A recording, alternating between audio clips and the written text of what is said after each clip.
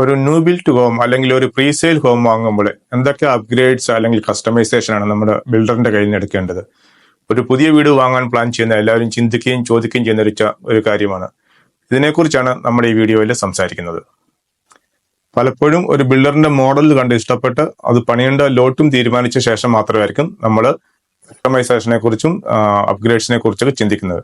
എന്നാൽ ചില കസ്റ്റമൈസേഷൻസ് നമ്മൾ അതിന് മുന്നായിട്ട് തന്നെ തീരുമാനിക്കുകയാണെങ്കിൽ നമുക്ക് കൂടുതൽ ഫ്ലെക്സിബിലിറ്റിയും സാമ്പത്തിക ലാഭവും റീസെയിൽ വാല്യൂ ഇൻക്രീസ് ചെയ്യുകയും ചെയ്യും.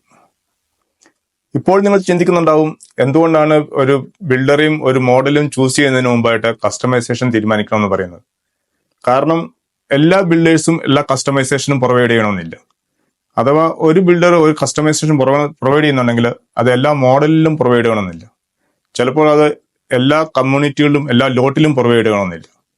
അതുകൊണ്ടാണ് കസ്റ്റമൈസേഷൻ ആദ്യമേ തന്നെ തീരുമാനിക്കണമെന്ന് പറയുന്നത്. അപ്പോൾ മൂവ് ഇൻ ടു എഡ്മണ്ടൺ സീരീസിലെ അടുത്ത വീഡിയോയിലേക്ക് സ്വാഗതം. ഞാൻ നിങ്ങളുടെ സ്വന്തം റിയൽറ്റർ ജിജോ ജോർജ്. നിങ്ങൾ എഡ്മണ്ടണിൽ പുതിയ വീടുകൾ വാങ്ങിക്കുകയോ അല്ലെങ്കിൽ ഇൻവെസ്റ്റ്മെന്റ് പ്രോപ്പർട്ടികൾ വാങ്ങിക്കുകയോ ചെയ്യുന്നുണ്ടെങ്കിൽ നിങ്ങൾക്ക് ഉപകാരപ്രദമായ പല കാര്യങ്ങളും ഞങ്ങളുടെ ചാനലിൽ കണ്ടെത്താൻ സാധിക്കും. ഇങ്ങനെയുള്ള വീഡിയോകൾ മിസ് ചെയ്യാതിരിക്കാൻ നിങ്ങൾ ആഗ്രഹിക്കുന്നെങ്കിൽ നിങ്ങൾക്ക് ഈ ചാനൽ സബ്സ്ക്രൈബ് ചെയ്യാവുന്നതാണ്. ഒരു ന്യൂ ബിൽറ്റ് ഹോം നമ്മൾ വാങ്ങിക്കുമ്പോഴുള്ള കസ്റ്റമൈസേഷൻ അല്ലെങ്കിൽ അപ്ഗ്രേഡ്സിനെ നമുക്ക് മൂന്നായിട്ട് തിരിക്കാം.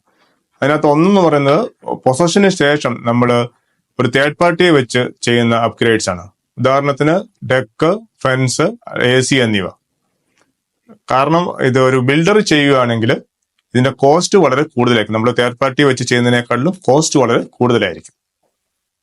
ഇനി രണ്ടാമത്തെ ടൈപ്പ് അപ്ഗ്രേഡ് എന്ന് പറയുന്നത് നമ്മളൊരു ബിൽഡറെയും ഒരു മോഡലും ഒക്കെ ചൂസ് ചെയ്ത ശേഷം അവരുടെ ഡിസൈൻ സെന്റർ അപ്പോയിന്റ്മെന്റ് ത്രൂ ചെയ്യുന്നതാണ്. ഉദാഹരണത്തിന് ബാത്റൂം ഫിറ്റിംഗ്സിന്റെ സ്റ്റൈല്, കളറ്, പിന്നെ ക്യാബിനറ്റ് കളറ്, ഫ്ലോറിങ് മുതലായവ. ഇത്തരം അപ്ഗ്രേഡ്സ് എല്ലാ ബിൽഡേഴ്സും തന്നെ പ്രൊവൈഡ് ചെയ്യാറുണ്ട്.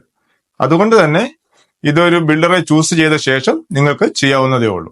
എന്നാൽ ഇങ്ങനെയുള്ള അപ്ഗ്രേഡ്സ് ചൂസ് ചെയ്യുമ്പോൾ ശ്രദ്ധിക്കേണ്ട ചില കാര്യങ്ങളുണ്ട്. അത് നമുക്ക് വിശദമായി മറ്റൊരു വീഡിയോയിൽ ചർച്ച ചെയ്യാം. ഇനി മൂന്നാമത്തെ ടൈപ്പ് അപ്ഗ്രേഡ്സ് ആണ് നമ്മൾ ഈ വീഡിയോയുടെ തുടക്കത്തിൽ പറഞ്ഞതുപോലെ ബിൽഡറെയും ലോട്ടും ഒക്കെ ചൂസ് ചെയ്യുന്നതിന് മുമ്പ് നമ്മൾ അറിഞ്ഞിരിക്കേണ്ടത്. അത് നമ്മൾ ഈ വീഡിയോയിൽ ഡിസ്കസ് ചെയ്യാം. ഇനി അത്തരത്തിലുള്ള ചില അപ്ഗ്രേഡ്സ് നമുക്ക് നോക്കാം. അത്തരത്തിലുള്ള ഒരു അപ്ഗ്രേഡാണ് upgrading your electrical panel to 200 amp. സാധാരണ നമ്മുടെ ലോട്ടുകളിൽ ലഭിക്കുന്ന ഇലക്ട്രിക്കൽ കപ്പാസിറ്റി എന്ന് പറയുന്നത് 100 ആംപ് ആണ്. എന്നാൽ ചില കമ്മ്യൂണിറ്റികളിൽ ചില ലോട്ടുകളിൽ 150, 200 ആംപും സർവീസുകൾ അവൈലബിൾ ആണ്. അങ്ങനെയുള്ള ലോട്ടുകൾ നമ്മൾ ചൂസ് ചെയ്യുകയാണെങ്കിൽ ഈസി ആയിട്ട് നമ്മളുടെ വീടിന്റെ ഇലക്ട്രിക് പാനല് 200 ആംപായിട്ട് അപ്ഗ്രേഡ് ചെയ്യാൻ സാധിക്കും. സാധാരണ ഒരു വീടിന്റെ എല്ലാവിധ ഇലക്ട്രിക്കൽ ആവശ്യങ്ങളും നിറവേറ്റാനായിട്ട് 100 ആംപ് സർവീസ് ധാരാളം മതിയാകും. എന്നാൽ ചില സാഹചര്യങ്ങളിൽ നമുക്ക് കൂടുതൽ പവർ ആവശ്യമായി വന്നേക്കാം. ഇനി അത്തരം ചില സാഹചര്യങ്ങൾ പരിശോധിക്കാം. സാധാരണ നമ്മുടെ വീടിന് ഒരു സ്റ്റാൻഡേർഡ് പവർ കൺസപ്ഷൻ ഉണ്ടാവും. അതിനു പുറമെ യൂസ് ചെയ്യുന്ന ഓരോ അപ്ലയൻസസിനും വീണ്ടും പവർ കൺസപ്ഷൻ കൂട്ടിക്കൊണ്ടിരിക്കും. ഉദാഹരണത്തിന് നമ്മുടെ വീട്ടിൽ ഒരു AC വെക്കണമെന്നുണ്ടെങ്കിൽ, അല്ലെങ്കിൽ നമ്മുടെ ഗരാജ് ഹീറ്റർ, സ്പേസ് ഹീറ്റർ, പിന്നെ നമ്മുടെ ഭാവിയിലേക്ക് നമ്മുടെ ബേസ്മെന്റ് ലീഗൽ സ്യൂട്ട് ആക്കാൻ താല്പര്യപ്പെടുന്നവര് വീണ്ടും നമ്മളൊരു അഡീഷണൽ ഹോട്ട് വാട്ടർ ടാങ്ക് വേണം, ഒരു ഫർണസ് വേണം, ബേസ്മെന്റിൽ ഫ്രിഡ്ജ് വേണം, ഇലക്ട്രിക് സ്റ്റൗ വേണം, മൈക്രോവേവ് വേണം. പിന്നെ basement ടെനൻസ് may be they will use more appliances like A space heater. അപ്പോൾ കൂടുതൽ പവർ കൺസപ്ഷൻ ഉണ്ടാകാൻ ചാൻസ് ഉണ്ട്. നമ്മൾ ബേസ്മെന്റ് ഒരു ടെനന്റിന് റെന്റിന് കൊടുക്കുമ്പോൾ അവർ ഏതൊക്കെ ഇൻസ്ട്രുമെന്റ്സ് ഒരുമിച്ച് യൂസ് ചെയ്യും എന്ന് നമുക്ക് പ്രെഡിക്റ്റ് ചെയ്യാൻ പറ്റത്തില്ല.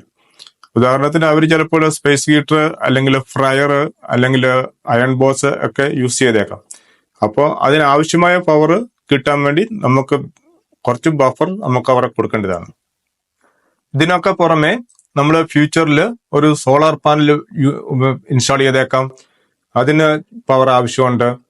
ഒരു ഇലക്ട്രിക്കൽ കാർ വാങ്ങിക്കുകയാണെങ്കിൽ ഒരു ലെവൽ 2 ഇലക്ട്രിക്കൽ കാർ ചാർജർ ആവശ്യമുണ്ട്. അതിന് പവർ ആവശ്യമുണ്ട്. ഹോട്ട് ടബിന് ഇൻസ്റ്റാൾ ചെയ്യുകയാണെങ്കിൽ അതിന് പവർ ആവശ്യമുണ്ട്.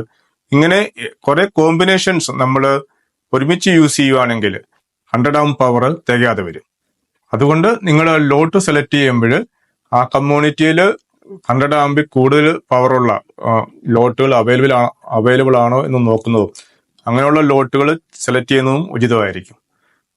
പിന്നെ ഒരു 10 വർഷത്തിന് ശേഷം നമ്മൾ വീട് വിൽക്കുമ്പോൾ സോളാർ ഇലക്ട്രിക്കൽ കാറുകൾ ഒക്കെ കൂടുതൽ കോമൺ ആവുന്ന സാഹചര്യത്തിൽ ഇങ്ങനെയുള്ള വീടുകൾക്ക് റീസെയിൽ വാല്യൂ കൂടുതൽ കിട്ടാൻ ചാൻസ് ഉണ്ട്. ഏറ്റവും രസകരം എന്ന് പറയുന്നത് പലപ്പോഴും ഈ 100 ആമ്പ് ലോട്ടും 200 ആമ്പ് ലോട്ടും തമ്മിൽ കാര്യമായ വില വ്യത്യാസമില്ല എന്നുള്ളതാണ്. ഒരു കാര്യം പ്രത്യേകം ശ്രദ്ധിക്കേണ്ടത് എന്ന് വെച്ചാൽ ചില കമ്മ്യൂണിറ്റികളിൽ എല്ലാ ലോട്ടും 200 ആമ്പ് സർവീസ് ഉള്ളതായിരിക്കും. എന്നാൽ ചില കമ്മ്യൂണിറ്റികളിൽ ഒരു ലോട്ട് പോലും 200 ആമ്പ് സർവീസ് ഉള്ളത് കാണുകയില്ല. എന്നാൽ മറ്റു ചില കമ്മ്യൂണിറ്റികളിൽ നമ്മൾ ബിൽഡ് ചെയ്യാൻ ഉദ്ദേശിക്കുന്ന ബിൽഡറുടെ പക്കൽ ഈ 200 ആമ്പ് സർവീസ് ഉള്ള ലോട്ടുകൾ ഉണ്ടായിരിക്കണമെന്നില്ല. അതുകൊണ്ടാണ് ഒരു ബിൽഡറെയും ഒരു കമ്മ്യൂണിറ്റിയും ചൂസ് ചെയ്യുന്നതിന് മുമ്പ് ഇത്തരം കാര്യങ്ങൾ നമ്മൾ ചിന്തിക്കണം എന്ന് പറയുന്നത്. ഇനി നാം മനസ്സിലാക്കേണ്ട ചില അപ്ഗ്രേഡ്സ്.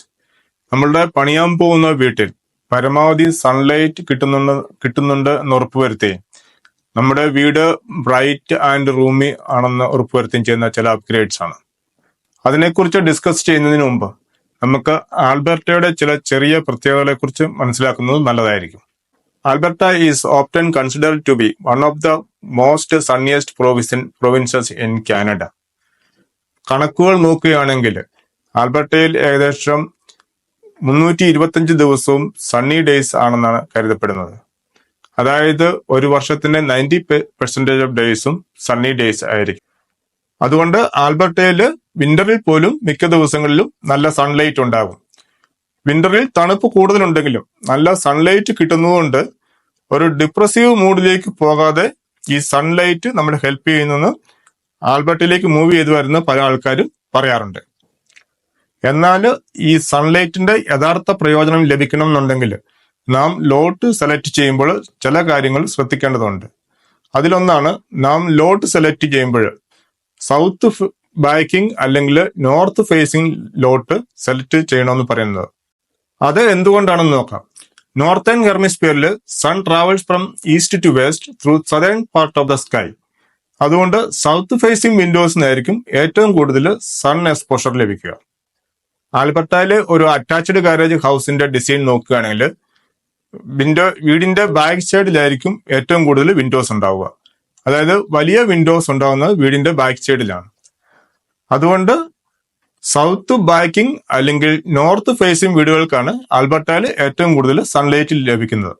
ഇനി നിങ്ങൾ നോക്കാൻ പോകുന്ന വീടിന്റെ മോഡലിൽ വിൻഡോസ് ഏറ്റവും കൂടുതലുള്ള ഫ്രണ്ടിലാണെങ്കിൽ നിങ്ങൾ സൗത്ത് ഫ്രണ്ടേജ് ഉള്ള ഒരു വീട് നോക്കുന്നതായിരിക്കും കൂടുതൽ ഉചിതം. ഇനി ഭാവിയിൽ നിങ്ങൾക്ക് സോളാർ പാനൽ ഇൻസ്റ്റാൾ ചെയ്യാൻ താല്പര്യമുണ്ടെങ്കിൽ സൗത്ത് ഫേസിംഗ് റൂഫുള്ള വീടുകൾക്കാണ് സോളാർ പാനൽ ഏറ്റവും ഐഡിയൽ ആയിട്ടുള്ളത്. അതുപോലെ ഇനി ഫ്യൂച്ചറിൽ നിങ്ങൾ റീസെയിൽ വാല്യൂ നോക്കുകയാണെങ്കിലും എൻ്റെ ഒരു എക്സ്പീരിയൻസിൽ പറഞ്ഞാൽ വെല്ലിറ്റ് ആയിട്ടുള്ള വീടുകൾക്കാണ് കൂടുതൽ ആൾക്കാർ താല്പര്യം പ്രകടിപ്പിക്കുന്നത്. അതുകൊണ്ട് ലോട്ട് തിരഞ്ഞെടുക്കുമ്പോൾ ഇത്തരം കാര്യങ്ങൾ മനസ്സിൽ ശ്രദ്ധിക്കുന്നത് നല്ലതായിരിക്കും. മിക്ക കമ്മ്യൂണിറ്റികളിലും സൗത്ത് ബാക്കിംഗ് ലോട്ടുകൾക്ക് എക്സ്ട്രാ പ്രീമിയവും ഒന്നും ചാർജ് ചെയ്യുന്നില്ല. അതുകൊണ്ട് ഒന്ന് ശ്രദ്ധിച്ചാൽ ഒരു നല്ല ലോട്ട് നമ്മുടെ കയ്യിലാക്കാൻ സാധിക്കും. ഇനി ഇതുമായി ബന്ധപ്പെട്ട മറ്റൊരു അപ്ഗ്രേഡ് ആണ് വിൻഡോ അപ്ഗ്രേഡ്. ഒരുപക്ഷെ നിങ്ങൾ ഒരു വീടിന്റെ മോഡൽ കണ്ട് ഇഷ്ടപ്പെട്ട് അതിന്റെ ഷോ ഹോം കണ്ടപ്പോൾ അതിൽ ധാരാളം സൺലൈറ്റ് ഉള്ളതായിട്ടും ധാരാളം വിൻഡോസ് ഉള്ളതായിട്ടും നിങ്ങൾക്ക് തോന്നിയിരിക്കാം. എന്നാൽ നിങ്ങൾ പണിയുന്ന മോഡലിന് ഒരു സ്റ്റാൻഡേർഡ് ഓപ്ഷനിൽ അത് ആ വിൻഡോസ് ഉണ്ടായിരിക്കണമെന്നില്ല. ഉദാഹരണത്തിന് സ്റ്റെയർ കേസിലെ വിൻഡോ, അല്ലെങ്കിൽ ബോണസ് റൂമിലെ വിൻഡോ, അതുപോലെ അല്ലെങ്കിൽ മെയിൻ ഫ്ലോറിൽ ഒരു ഡെൻ ഉണ്ടെങ്കിൽ അതിന്റെ വിൻഡോ, ഇതൊക്കെ ഒരു സ്റ്റാൻഡേർഡ് ഓപ്ഷനിൽ ഉണ്ടായിരിക്കണമെന്നില്ല. ഇതൊക്കെ നിങ്ങൾക്ക് അപ്ഗ്രേഡ് ചെയ്ത് വിൻഡോസ് ആഡ് ചെയ്യാവുന്ന കാര്യമാണ്. അതുകൊണ്ട് ഒരു ഷോ ഹോം വ്യൂ ചെയ്യുമ്പോൾ ഏതൊക്കെ വിൻഡോസ് ആണ് അപ്ഗ്രേഡ്, ഏതൊക്കെ വിൻഡോസ് ആണ് സ്റ്റാൻഡേർഡ് ഓപ്ഷനിൽ നിങ്ങൾക്ക് ലഭിക്കുക എന്നുള്ള കാര്യങ്ങൾ ചോദിച്ച് മനസ്സിലാക്കേണ്ടതാണ്. അതുപോലെ തന്നെയാണ് വിൻഡോസിന്റെ സൈസും. ഒരുപക്ഷെ ഷോ ഹോമിലെ വിൻഡോസ് ബിഗർ സൈസ് ആയിരിക്കാം, സ്റ്റാൻഡേർഡ് ഓപ്ഷനിൽ അത് ചെറിയ വിൻഡോ ആകാൻ ചാൻസ് ഉണ്ട്. അപ്പോൾ അങ്ങനെയുള്ള കാര്യങ്ങളും ചോദിച്ച് മനസ്സിലാക്കേണ്ടതാണ്. ഉദാഹരണത്തിന് സ്റ്റെയർ കേസിലെ ഒരു സ്റ്റാൻഡേർഡ് വിൻഡോയ്ക്ക് പകരം നമുക്ക് കുറച്ചുകൂടി ബിഗർ വിൻഡോ ഓപ്റ്റ് ചെയ്യാവുന്നതാണ്. അതുമൂലം നമുക്ക് കൂടുതൽ സൺലൈറ്റ് നമ്മുടെ വീട്ടിലേക്ക് കിട്ടും. പക്ഷെ കോസ്റ്റിന് വലിയ ഡിഫറൻസ് ഒന്നും വരുത്തുകയില്ല. അങ്ങനെ ശ്രദ്ധിച്ചില്ലെങ്കിൽ ഒരുപക്ഷെ ഷോ ഹോം നിങ്ങൾക്ക് കൂടുതൽ ഇഷ്ടപ്പെട്ടുണ്ടാകാം. പക്ഷെ വീട് പണിത് വരുമ്പോൾ ഷോ ഹോമിന്റെ അത്ര നമുക്ക് നമ്മുടെ വീടിനോട് ഇഷ്ടം തോന്നിയിരിക്കണമെന്നില്ല. എന്നാൽ ചില ലോട്ടുകളിൽ നമുക്ക് വിൻഡോസ് വെക്കുന്നതിന് പരിമിതികളുണ്ട്. ഉദാഹരണത്തിന് നിങ്ങളുടെ ലോട്ട് 0 ലോട്ട് ആണെങ്കിൽ സൈഡ് വിൻഡോസ് പോസിബിൾ ആയിരിക്കുകയില്ല.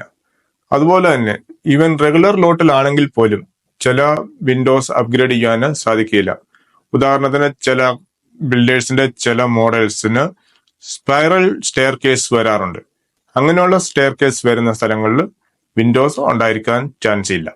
അതുകൊണ്ട് നിങ്ങൾ വീടിന്റെ മോഡലും ലോട്ടും ഒക്കെ ഫൈനലൈസും ചെയ്യുന്നതിന് മുമ്പ് തന്നെ വിൻഡോ ഓപ്ഷനെ കുറിച്ച് ചിന്തിക്കുന്നത് വളരെ നല്ലതായിരിക്കും. ഇതിനോടൊപ്പം തന്നെ നാം ശ്രദ്ധിക്കേണ്ട മറ്റൊരു കാര്യമാണ് ബേസ്മെന്റ് വിൻഡോ അപ്ഗ്രേഡ്സ്. നമ്മൾ ഭാവിയിലേക്ക് ബേസ്മെന്റ് ഡെവലപ്പ് ചെയ്യാൻ ആഗ്രഹിക്കുന്നുണ്ടെങ്കിൽ നമ്മൾ അതിന്റെ ഒരു പ്ലാൻ കൂടി ബിൽഡിങ്ങിന്റെ മോഡൽ സെലക്ട് ചെയ്യുന്ന സമയത്ത് കണ്ട് മനസ്സിലാക്കുന്നത് നല്ലതായിരിക്കും. നിങ്ങൾ ഫ്യൂച്ചറിലേക്ക് 2 ബെഡ്റൂംസ് ഒക്കെ ബേസ്മെന്റിൽ എടുക്കാൻ ആഗ്രഹിക്കുന്നുണ്ടെങ്കിൽ as per the city code നിങ്ങൾക്ക് ഓരോ ബെഡ്റൂമിലും ഓരോ വിൻഡോ ആവശ്യമാണ്. അങ്ങനെ ഉണ്ടെങ്കിൽ നിങ്ങൾക്ക് ഒന്നിൽ കൂടുതൽ വിൻഡോസ് ബേസ്മെന്റിൽ ആവശ്യമായി വരും. അത് ഈ സമയത്ത് തന്നെ അപ്ഗ്രേഡ് ചെയ്യുന്നത് നല്ലതായിരിക്കും. മിക്ക ബിൽഡേഴ്സും ഇത്തരം അപ്ഗ്രേഡ്സ് പ്രൊവൈഡ് ചെയ്യാറുണ്ട്. എന്നാൽ നിങ്ങൾ സെലക്ട് ചെയ്യുന്ന ലോട്ട് 0 ലോട്ട് ആണെങ്കിൽ വിൻഡോസ് അപ്ഗ്രേഡ്സിന് ലിമിറ്റേഷൻസ് ഉണ്ടാവും. അതുപോലെ നിങ്ങൾക്ക് ഭാവിയിലേക്ക് 2 ബെഡ്റൂം ബേസ്മെന്റിൽ ആവശ്യമുണ്ടെങ്കിൽ റെഗുലർ ലോട്ട് സെലക്ട് ചെയ്യുന്നതായിരിക്കും കൂടുതൽ ഉചിതം. കാരണം കൂടുതൽ വിൻഡോസ് ഓപ്റ്റ് ചെയ്യാനായിട്ട് സാധിക്കും. അതുപോലെ നിങ്ങൾ ലീഗൽ ബേസ്മെന്റ് സ്യൂട്ട് പണിയാൻ താല്പര്യപ്പെടുന്നുണ്ടെങ്കിൽ സിറ്റി കോഡ് അനുസരിച്ചുള്ള ഇഗ്രസ് വിൻഡോസ് ബിൽഡിംഗ് സമയത്ത് തന്നെ ചൂസ് ചെയ്യുന്നത് വളരെ നല്ലതായിരിക്കും. ഇനി ഇൻ കേസ് നിങ്ങൾക്ക് ബിൽഡറുടെ കയ്യിൽ നിന്ന് വിൻഡോ അപ്ഗ്രേഡ് ചെയ്യാൻ പറ്റിയില്ലെങ്കിൽ പോലും പൊസഷന് ശേഷം നിങ്ങൾ ബേസ്മെന്റ് ഡെവലപ്പ് ചെയ്യുന്ന സമയത്ത് ഒരു തേർഡ് പാർട്ടി വെച്ചിട്ട് ഫൗണ്ടേഷൻ കട്ട് ചെയ്ത് വിൻഡോ ആഡ് ചെയ്യാൻ സാധിക്കും. പക്ഷേ ഇത് കൂടുതൽ കോസ്റ്റും ഒപ്പം നിങ്ങളുടെ വാറന്റിയെ ബാധിക്കുന്നതുമായിരിക്കും. കാരണം സ്ട്രക്ചറലായിട്ടുള്ള ഒരു ചേഞ്ച് വരുത്തുമ്പോൾ ആ ഭാഗം നമുക്ക് വാറന്റിയിൽ നിന്ന് ഒഴിവാകും. ഇൻ കേസ് നമുക്കൊരു ബേസ്മെന്റ് ലീക്കോ മറ്റോ ഉണ്ടാവുകയാണെങ്കിൽ ഇത് നമ്മുടെ തെറ്റുമൂലമല്ല, അല്ലെങ്കിൽ നമ്മൾ ചെയ്ത വർക്ക് മൂലമല്ല ഈ ലീക്ക് ഉണ്ടായത് അല്ലെങ്കിൽ ഈ പ്രോബ്ലം ഉണ്ടായത് എന്ന് വാറന്റിയെ ബോധ്യപ്പെടുത്തേണ്ട ഉത്തരവാദിത്വവും നമ്മുടേതായി തീരും. അതുകൊണ്ട് ബേസ്മെന്റ് വിൻഡോ അപ്ഗ്രേഡ്സ് എപ്പോഴും ബിൽഡറുടെ അടുത്ത് നിന്ന് തന്നെ എടുക്കുന്നതായിരിക്കും നല്ലത്. ഇതുവരെ നമ്മൾ ഈ വീഡിയോയിൽ ഡിസ്കസ് ചെയ്ത പ്രധാനമായും 3 കാര്യങ്ങളാണ്. ഒന്ന് 200 ആംപ് അപ്ഗ്രേഡ് ചെയ്യുന്നതിന്റെ പ്രയോജനങ്ങൾ നമ്മൾ കണ്ടു. സൗത്ത് ബാക്കിംഗ് ആയിട്ട് ലോട്ട് ചൂസ് ചെയ്യുന്നതിന്റെ പ്രയോജനങ്ങൾ കണ്ടു. മറ്റൊന്ന് കൂടുതൽ ലൈറ്റ് കിട്ടാനായിട്ട് വിൻഡോസ് അപ്ഗ്രേഡ് ചെയ്യുന്നത്, അതുപോലെ ബേസ്മെന്റ് വിൻഡോ അപ്ഗ്രേഡ് ചെയ്യുന്ന കാര്യങ്ങൾ കണ്ടു.